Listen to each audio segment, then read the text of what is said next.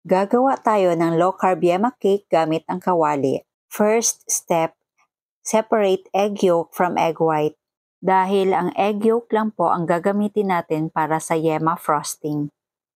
If you love this recipe, please like and share and follow me for more low-carb recipes and health tips. Ang list of ingredients ay ilalagay ko sa last part ng video na ito. Then, set aside. Ngayon, gagawa tayo ng yema frosting. Mag-melt lang tayo sa kawali ng butter. Then add allulose powder. From Cheddar's Green Dahan. Tunawin lang po natin ito over low heat.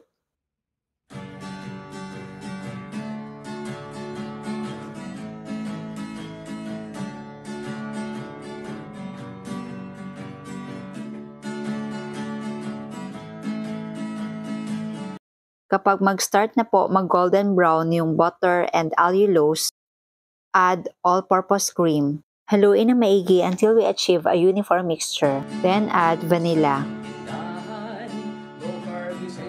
Kapag malapot na po ang mixture, gradually add egg yolks. Haluin po ito ng maigi para hindi maging scrambled egg.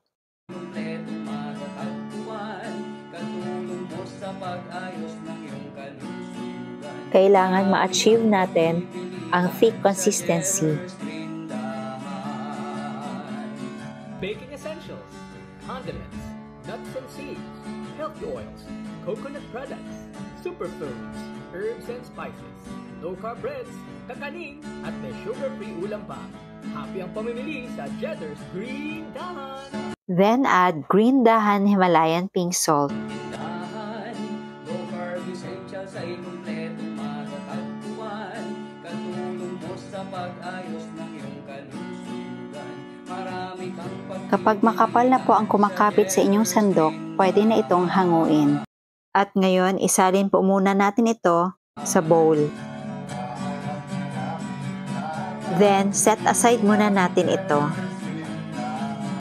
In a mixing bowl, put Green Dahan coconut flour, Green Dahan natural almond flour, Himalayan pink salt. Maglalagay din tayo ng Green Dahan baking powder, Green Dahan lupin flour, at ang ating sweetener, Green Dahan golden monk fruit erythritol blend, cream of tartar, at haluin ng maigi.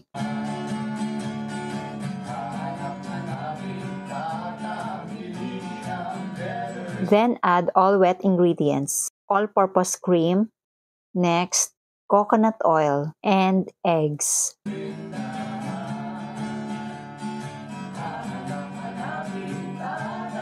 Then add vanilla extract.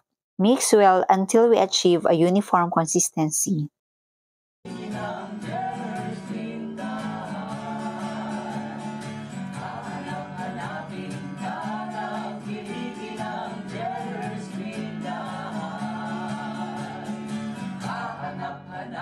At muntik ko nang nakalimutan, water.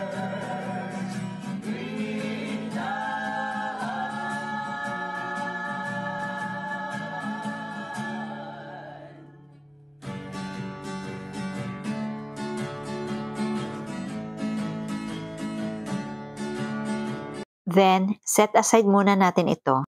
At prepare na natin ang kawali paglulutuan ng cake. Maglagay lang tayo ng parchment paper na kasya lang sa puweta ng kawali. Then, transfer cake batter. By the way, lulutuin po natin ito over very low heat for about 20 to 25 minutes.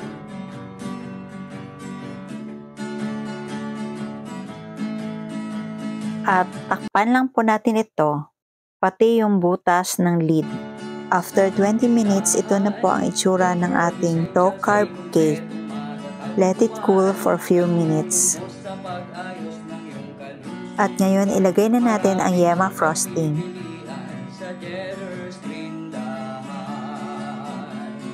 Baking essentials, condiments, nuts and seeds, healthy oils, coconut products, superfoods, herbs and spices, low-carb breads, kakanin, at may sugar-free ulam pa. Happy ang pamimili sa Cheddar's Green. At magdadagdag tayo ng toppings, grated cheese. Low-carb essentials ay kumpletong matatagpuan. Katulong mo sa Set aside lang po muna natin ito for about 4 hours. At ito na ang ating low carb yema cake sa kawali.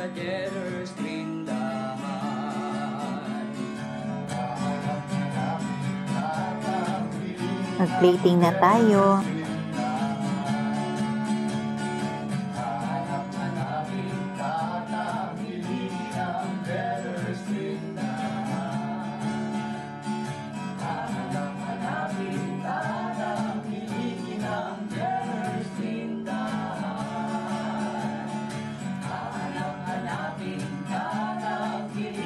Tikman natin.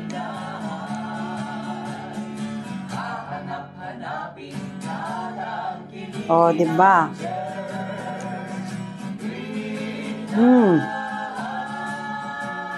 Ang sarap.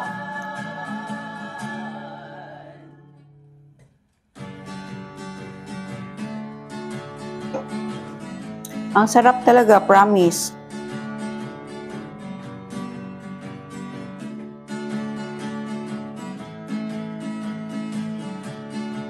Sa tindahan, low carb essential sa inyong